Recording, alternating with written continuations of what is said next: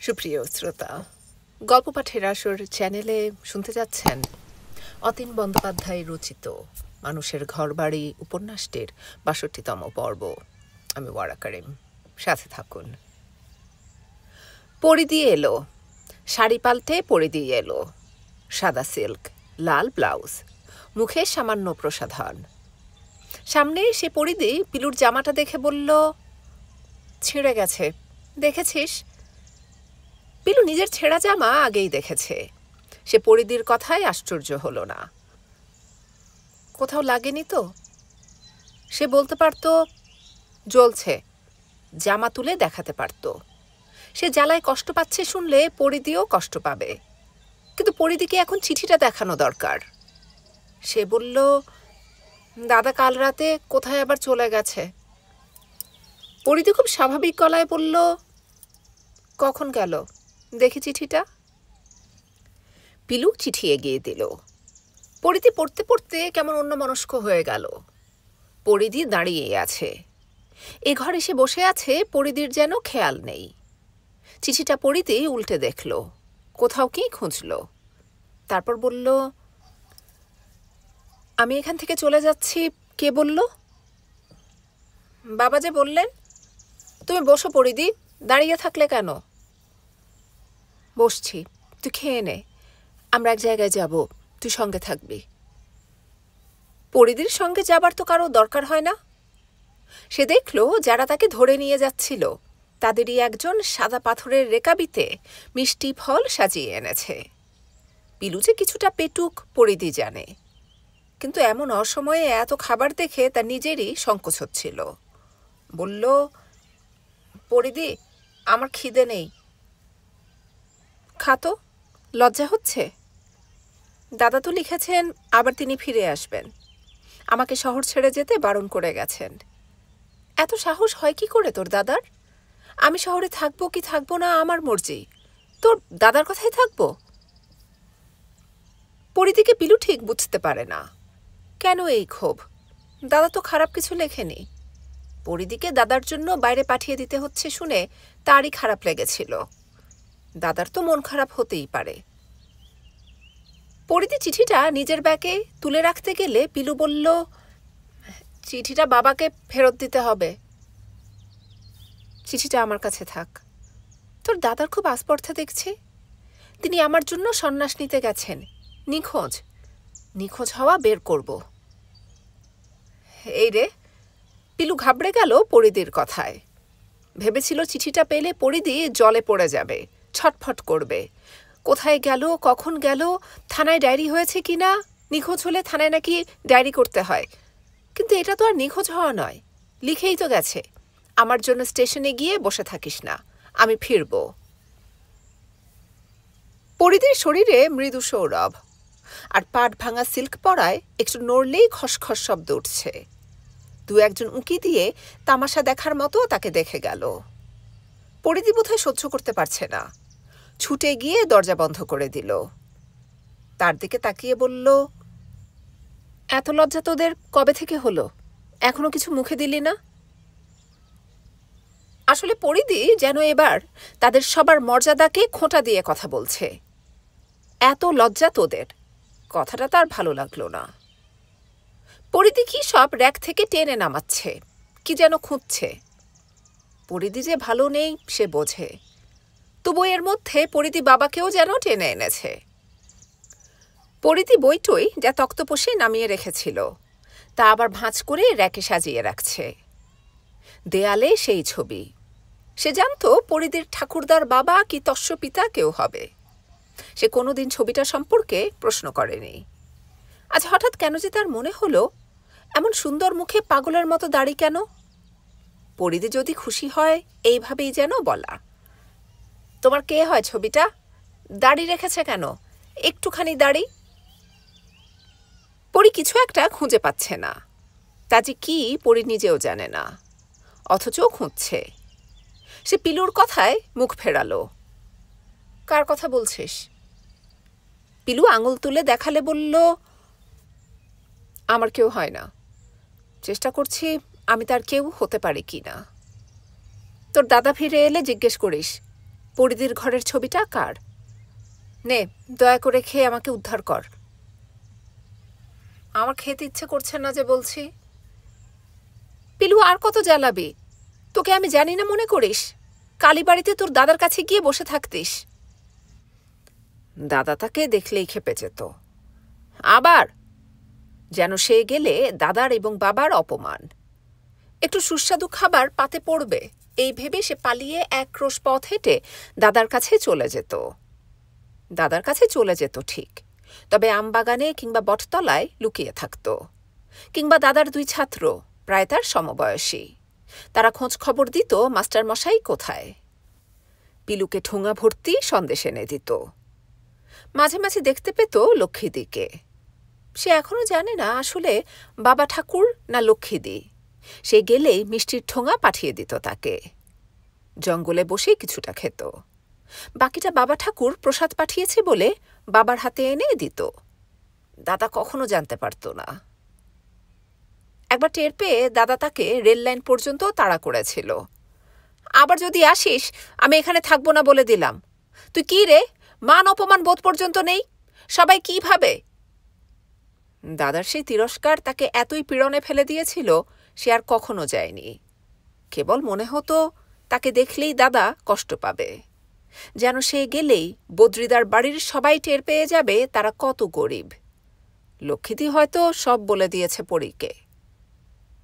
তারপর না খেলে পরিদি বুঝবে তারও রাগ কম না। তাকে অপমান করেছে বলেই সে খাচ্ছে না। না খেলে কষ্ট পাবে। কেউ কষ্ট পেলে তার কেন যে এত খারাপ লাগে। তার খিদেও পেয়েছে, সে আর লোভ সামলাতে পারল না। একটা সন্দেশ তুলে মুখে আস্ত ঠেসে দিতেই প্রচণ্ড বিষম খেল। কাশছে। তুই কি রে? ইস, কি কাশছে! তাড়াতাড়ি মিমি জলের গ্লাসটা মুখের কাছে নিয়ে বলল, শিগগির জল খা। মাথায় চাপড় মারছে, ফুঁ দিচ্ছে। পিলুর চোখ লাল হয়ে যাচ্ছে। সে প্রচণ্ড অস্বস্তি বোধ করছে। আর পরিদি পাগলের মতো কি করবে না করবে ভেবে পাচ্ছে না। কেবল বলছে, এত বড় সন্দেশ একসঙ্গে মুখে পড়ে দিতে আছে? কড়া পাকের সন্দেশ, রাক্ষসের মতো গিলছিস। কালীবাড়িতেও একবার তার একই দশা হয়েছিল। পিলু দেখছে সারা ঘরে সন্দেশের অংশবিশেষ ছড়িয়ে পড়েছে। ইস, কি বিষম খেলো! দাদা হয়তো তার কথা ভাবছে। বিষম খেলে বাবা বলবেন, কে আবার তোমার কথা ভাবতে শুরু করলো? জল খাও। কেউ কারো কথা ভাবলেই কিছু খেতে গেলে বিষম খেতে হয়, এটা সে বিশ্বাস করে। বিশেষ করে বাবার এমন সব আপ্তবাক্য শুনে শুনে তারা বড় হয়েছে যে বিশ্বের সব কিছুই তাঁর নিয়ন্ত্রণে। এই যে দাদা বের হয়ে গেল, এটাও তাঁরই ইচ্ছে। কোনো শুভ বোধ এর অন্তরালে কাজ করছে। এমনকি সে যে বিষম খেল, প্রায় চোখ উল্টে দিয়েছিল, এও তাঁর কোনো গূঢ় ইচ্ছে থেকে। এবং অবাক হয়ে দেখল পরিদি কেমন স্বাভাবিক গলায় বলছে। মেসোমশাইকে দাদু ডেকে পাঠিয়ে কি বলেছে জানিস? যাক, পরিদির মধ্যে সেই রণংদেহী ভাবটা আর নেই। শান্ত স্বভাবের পরিদিকে সে বেশি চেনে। তবে পরিদির রণংদেহী স্বরূপও তার চেনা। দাদার সঙ্গে কি নিয়ে যে খটাখুটি লেগে থাকতো বুঝতে পারত না। পরিদি তার মুখের দিকে তাকিয়ে আছে। সে কথা বলতে যাচ্ছিল, তাকে থামিয়ে দিয়ে বলেছে, তাড়াহুড়োর কিছু নেই, খেয়ে নে, না হলে আবার বিষম খাবি। আসলে সে পরিদির কথার জবাব দেবার জন্যই জল খেয়ে আরেকটা সন্দেশ হজম করতে গেলে পরিদির এই সতর্কতা। তার প্লেট খালি হতেই পরিদি ওটা হাত থেকে নিয়ে নিল। বলল, মুখ ধুবি, আয়। বলে পরিদির বাথরুমে নিয়ে যেতেই সে বিস্ময়ে হতবাক। সুন্দর কারুকাজ করা পাথরে তৈরি কোনো মন্দিরের অভ্যন্তর যেন। বিশাল আয়না ফিট করা। সবকিছু এত ঝকঝকে, সে যে কি করবে ভেবে পাচ্ছে না। বালতি থেকে পড়ি জল নিয়ে বলল, বেসিনে মুখ হাত ধুয়ে নে, হাত পাত। আরে কি করছিস? জল নিচে পড়ছে দেখছিস না? বেসিনে জল ঢালার সময় বলল, জানো বাবা নাকি খেপে গেছে। বাবাকে তোমার দাদু বলেছে শেষ বয়সে বাড়ি বয়ে অপমান। দাদার জন্য তোমাকে বিলাসপুরে পাঠিয়ে দিতে হচ্ছে। জানো, দাদা গুম মেরেছিল শুনে। বাবার হম্বিতম্বি দাদা জানত না। রাতে ফিরে এলে বললাম দাদাকে। সব শুনে দাদা কেমন গুম মেরে গেল। বাবার গো জানো তো, বাবা দাদাকে কুপুত্র বলেছেন। বাবা বলেছেন, এ যে মহাপাপ ধনবউ, দেবীর গায়ে হাত, এ পাপের যে ক্ষমা হয় না। আমাদের কি হবে জানো পরিদি, বাবাকে এমন জলে পড়ে যেতে আগে দেখিনি। বাবা রাতে কিছু খানও নি। বলেছেন 2 দিন নিরম্ব উপবাস, 2 দিন অহরাত্র চণ্ডীপাঠ, তবে যদি দেবী শান্ত হন। দাদাও রাতে খেলো না। মা এসে ডাকল, কত বোঝালো। বলল, তোর বাবাকে তো জানিস, গো উঠলে তেনার বুদ্ধিভ্রংশ হয়, তুই খেয়ে নে। দাদা কেমন ভেঙে পড়েছিল। সত্যি বলছি, দাদাকে এভাবে ভেঙে পড়তে দেখিনি কখনো। বলল, বিশ্বাস করো মা, আমি পরীকে মারিনি, পরীকে মারতে পারি না। আর কেউ বিশ্বাস না করুক, তুমি অন্তত বিশ্বাস করো, পরীকে আমি কখনোই মারতে পারি না। তোর দাদা খেলো? না, খায়নি। মেসোমশাইও উপবাসে আছেন? হ্যাঁ, সকালে দাদা নেই, এখন তো সবাই উদ্ভ্রান্ত। কি যে হবে। সবাই তোরা কাল থেকে না খেয়ে আছিস? পিলু চুপ করে থাকল। পরিধি হঠাৎ মুখ ফিরিয়ে নিল, জানালার পাশে গিয়ে চুপচাপ দাঁড়িয়ে আছে। সে বুঝতে পারছে না পরিধি জানালায় তার দিকে পেছন ফিরে কেন দাঁড়িয়ে আছে। তারপর পরিধি হঠাৎ ছুটে গেল বারান্দার দিকে। সে দাদাকে নিয়ে যেমন ত্রাসের মধ্যে আছে, পরিধিকে নিয়েও কম ত্রাসের মধ্যে নেই। সেও উঠে বারান্দায় চলে গেল। পরিধি বাথরুমে ঢুকে দরজা বন্ধ করে দিল। সে এখন কি করবে ভেবে পাচ্ছে না, কি যে করবে। আর তারপরই দেখল পরিধি চোখে মুখে জল দিয়ে বের হয়ে এসেছে, সাদা তোয়ালে কাঁধে ফেলা, মুখে সামান্য হাসি। পিলুর গলা বুক শুকিয়ে গেছিল। পরিধিকে হাসতে দেখে সে যেন কিছুটা হাঁফ ছেড়ে বেঁচেছে। পরি বলল, চল, অনেক দেরি হয়ে গেছে। আশ্চর্য, পরিধির সামান্য যে প্রসাধন ছিল মুখে, এখন তাও নেই। তরতর করে সিঁড়ি ভেঙে নিচে নামতে থাকল। পেছন থেকে কে যেন বলল, কোথায় বের হচ্ছ? পরিধি তাকালো সিঁড়ির উপরের দিকে। পরিধির বাবা দাঁড়িয়ে সিঁড়ির মুখে, সামনে থেকে চাকর বাকরেরা সরে দাঁড়িয়েছে। পরিধি খানিকক্ষণ কিছু ভাবল। পিতা পুত্রীর এমন মুখোমুখি হওয়ার দৃশ্য সে জীবনেও দেখেনি। পরিধি শুধু বলল, তীর্থ করতে যাচ্ছি। পিলু মিমির গা ঘেঁষে রয়েছে। সিঁড়ি ধরে নামার সময়ও সে মিমির আড়ালে থাকছে, যেন একটু আলগা পেলেই খপ করে তাকে কেউ ধরে ফেলবে, আবার টেনে হিঁচড়ে উপরে তুলে নিয়ে কোনো পরিত্যক্ত ঘরে আটকে রাখবে। তেমন সুযোগ দিতে সে আর রাজি না। শত হলেও পরিধি তার একা, এত লোকজনের সঙ্গে পেরে উঠবে কেন? পরিধি সোজা নেমে হলঘরের কোনায় ফোনের কাছে চলে এলো। তাকে ইশারায় বসতে বলে কাকে যেন চাইল। হ্যালো, হ্যাঁ আমি মিমি, সুহাসদা নেই?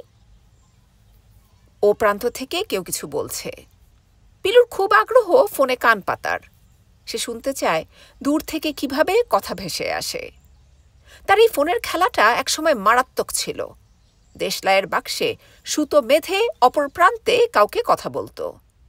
এজন্য একবার যা পিঠে পড়েছিল, এমনই নেশা যে নতুন দেশলাইয়ের খোল চুরি করে ধরা পড়ে যায়।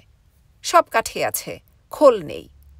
মা পই পই করে বলছে, পিলু, তোর জন্য ঘরে দেখছি কিছু রাখার উপায় নেই। তোর কাজে লাগে না এমন কি আছে বলতো? দেশলাইয়ের একটা খোল পর্যন্ত রাখা যায় না।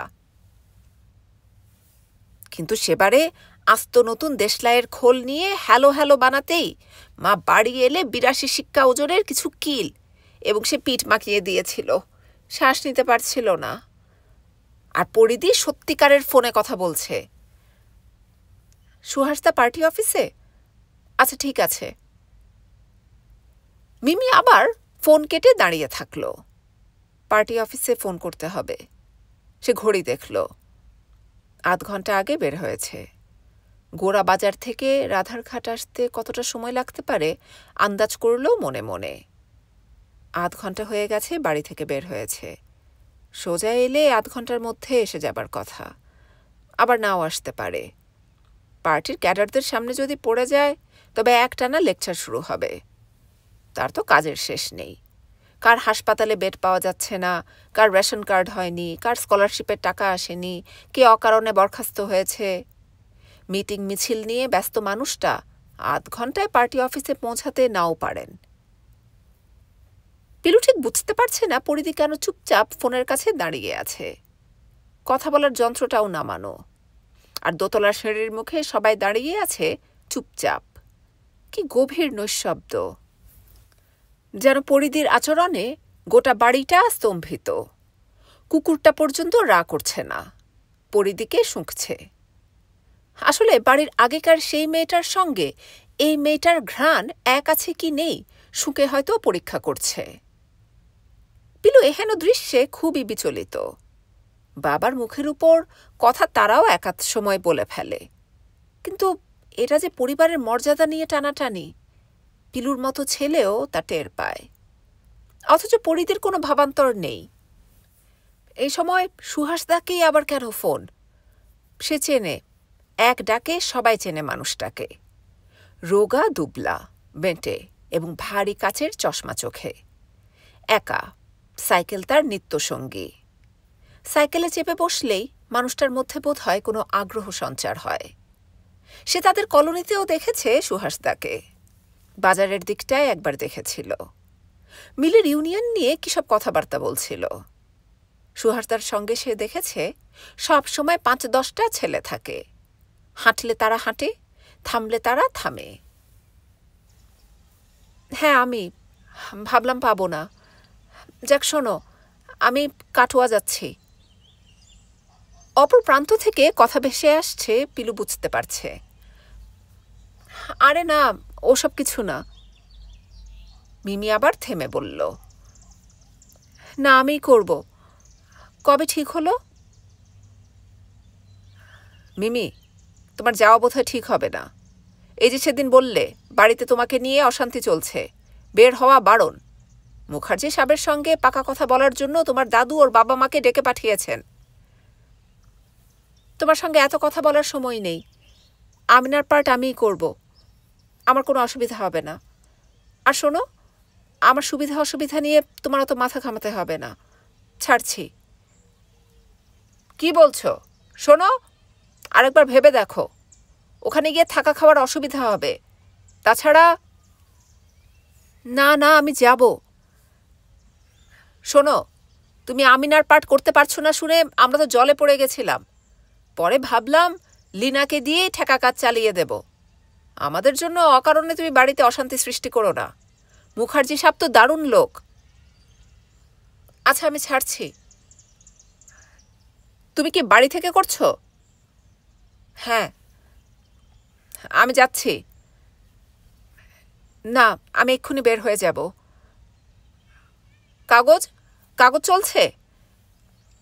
ছাড়ছি। বলেই মিমি ফোন ছেড়ে বলল, আয় পিলু, কি হাবার মতো তাকিয়ে আছিস? চল। আমি কথা বলবো। কার সঙ্গে কথা বলবি?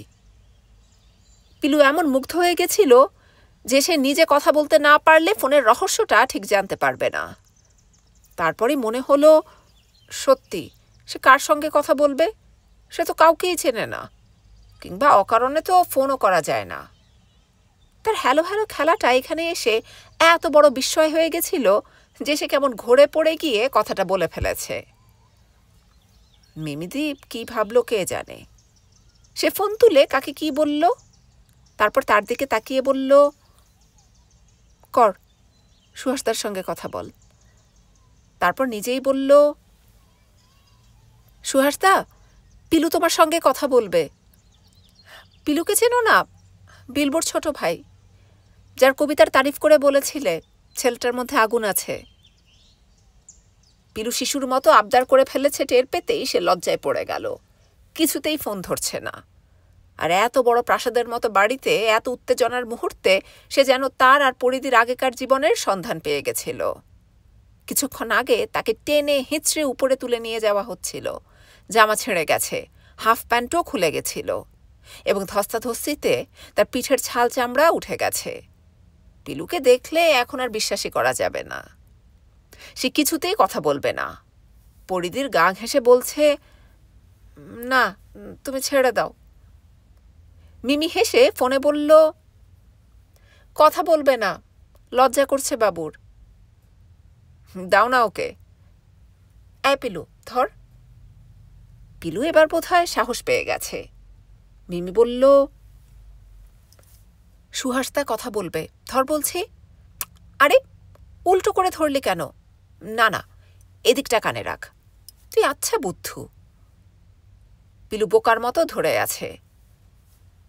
বল হ্যালো। পিলু ফোন ছেড়ে দিয়ে ছুটে পালালো। মরে গেলেও বলতে পারবে না। কেমন কৃত্রিম কথাবার্তা। হ্যালো বললেই সে যেন আর পিলু থাকবে না। সে তার বাবার দ্বিতীয় পুত্র। মাটির ঘরে বাস। ভাঙা সাইকেলটা ধরলে পর্যন্ত দাদার তিরস্কার। আবার স্পোক ভেঙে আনলি? তুই কি রে, তোর হাতে কিচ্ছু ঠিক থাকে না। আমার সাইকেল নিলি কেন? বলেই যে দাদার কানমলা খায়। তার পক্ষে হ্যালো বলা কত কঠিন পিলুর ছুটে পালানো না দেখলে বোঝা যেত না। মিমি ফোন তুলে হেসে দিল। বলল, পালিয়েছে, লজ্জা পেয়েছে। তুমি বিকালে থাকছো তো? যদি পারি তাহলে যাব। দিনক্ষণ ঠিক হলে জানিও। আমি মুক্ত। জানো, আমার আর কোনো দ্বিধা নেই। এবার পরি সিঁড়ির দিকে তাকালো। অবাক, দাদু সোজা নেমে আসছে। সে জানে এ বাড়িতে এই একটিমাত্র মানুষ তাকে যে কোনো কাজ থেকে নিরস্ত করতে পারে। দাদুকে নেমে আসতে দেখে অবাক শুধু না, কোথাও যেন এক সুপ্ত ছলনা সে টের পেল। দাদুর অসুস্থতা তবে কি ভান? কে জানে। যিনি গোপনে বিলবোর সঙ্গে মেসোমশাইয়ের সঙ্গে পরামর্শ করে রেলের চাকরির নামে একটা গোটা পরিবারকে ঠকাবার ষড়যন্ত্র করেছিলেন, সেই তিনি যে ভান করবেন না কে জানে। তবু দাদুর প্রতি তার টান আছে। সে দাদুকে নেমে আসতে দেখে বলল, আমি বের হচ্ছি, ভেবো না। রোজই তো বের হই। এত উতলা হয়ে পড়ছ কেন? চলো ওঠো। অসুস্থ শরীরে তোমাকে আবার কে নামতে বলেছে? ওঠো বলছি। বলে সিঁড়ি ধরে দাদুকে বিছানায় শুয়ে দিয়ে তরতর করে নেমে এলো। সবাই তার আচরণে স্তম্ভিত। সে বিন্দুমাত্র বিচলিত নয়। সোজা নেমে সাইকেল বের করে রাস্তায় নামতেই যেন সেই আগেকার মিমি। তার হাতে এখন কত কাজ। পিলু তার পাশে সাইকেল চালিয়ে যাচ্ছে। টাউন হলের সামনে এসে মিমি বলল, সুদিন তাকে একটা ফোন করলে হতো। ঠিক আছে, চল, পরে ফোন করা যাবে। আজ ছুটির দিন। রাস্তায় রিকশা সাইকেলের ভিড় কম। তারা পুলিশ ব্যারাক পার হয়ে যাচ্ছে। বর্ষায় রাস্তায় খানাখন্দ। দুজনেই খানাখন্দ বাঁচিয়ে সাইকেল চালাচ্ছে। একটা সুন্দর মতো বাংলো বাড়ির সামনে তারা থামল। আসলে পিলু জানে না তাকে কোথায় নিয়ে যাওয়া হচ্ছে। সামনে বিশাল স্কোয়ার মাঠ, বাঁদিকে অফিস আদালত। আজ ছুটির দিন বলে সব ফাঁকা।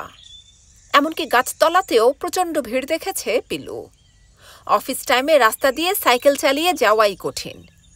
গাছতলায় স্ট্যাম্প ভেন্ডারদের আখড়া। তাদের ঘিরে কত লোকজন। কোর্ট কাছারি না থাকলে যা হয়। কেমন জনবিরল হয়ে গেছে জায়গাটা। তার মাথায় দাদার চিঠিটা নিয়ে দুশ্চিন্তা আছে।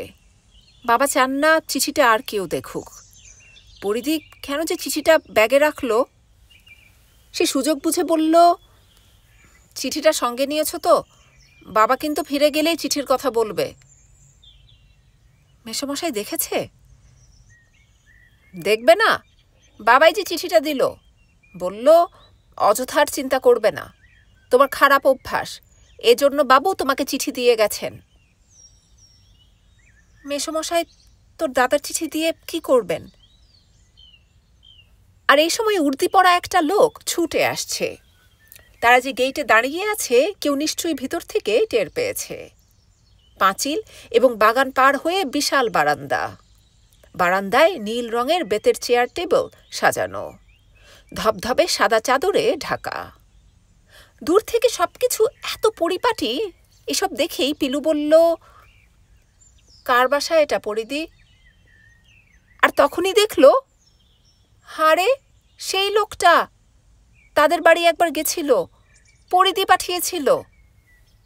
বেঁটে মতো, সুন্দর ছিমছাম লতাপাতা আঁকা আলখাল্লার মতো কি একটা গায়ে, ডোর দিয়ে কোমরের কাছে বাঁধা। এটা খুবই বিচিত্র পোশাক।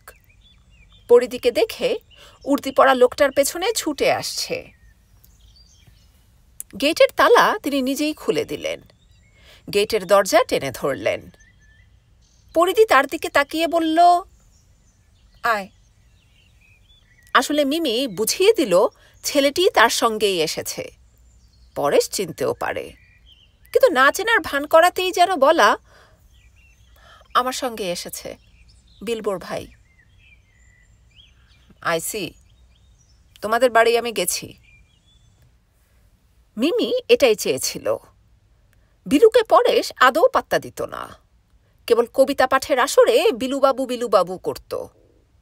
পরেশ একদিন অবশ্য অভিযোগ করেছিল, বিলু শিষ্টাচার জানে না। হতে পারে। বিলু নাকি তার হাত থেকে পাণ্ডুলিপির বান্ডিল নিয়ে বলেছিল, ঠিক আছে, আমি পরীর সঙ্গে কথা বলে নেব। তাকে বাড়িতে নিয়ে বসায়নি, রাস্তা থেকেই বিদায় করেছে। পরেশ হাসতে হাসতে বলেছিল, দেখছি খুবই রাগী ছোকরা, আমার হাত দিয়ে পাঠানো তোমার উচিত হয়নি। তুমি গাড়িতে ওদিকে যাচ্ছিলে বলে দিয়েছি, ভেবেছিলাম আমি নিজেই দিয়ে আসব। তোমাকে যেমন পছন্দ করে না, আমাকেও না, দেখলেই খেপে যায়। খুবই দাম্ভিক। তা ঠিক। আসলে পরেশের সঙ্গে বিলুর বয়সের তফাৎ অন্তত 7-8 বছরের। বিলু তার সঙ্গে পড়ে, আর পরেশ এখানে বছর 2 হলো IAS ক্যাডার থেকে এসেছে। পরেশের চালচলনে কিছুটা তেজি ভাব থাকলেও কবিতা পাগল। নিজের ছাইপাশ যা লেখে মনে করে তুখোড় কবি। কলকাতার বড় বড় কাগজে তার 2-1টা কবিতা একসময় ছাপা হয়েছে। তখন বোধহয় পরেশ বিশ্ববিদ্যালয়ের ছাত্র। খুবই দুর্বল, অন্তত সুধীনদা মুকুলের মতে। বিলু ওর 2-1টা কবিতা পড়ার পরে কেন যেন আর তার লেখা কবিতা ভুলেও পড়ে না। হো, সাহেবের কবিতা মুকুলকে দিও, আমার কাছে দেওয়া ঠিক হবে না, হারিয়ে ফেলতে পারি।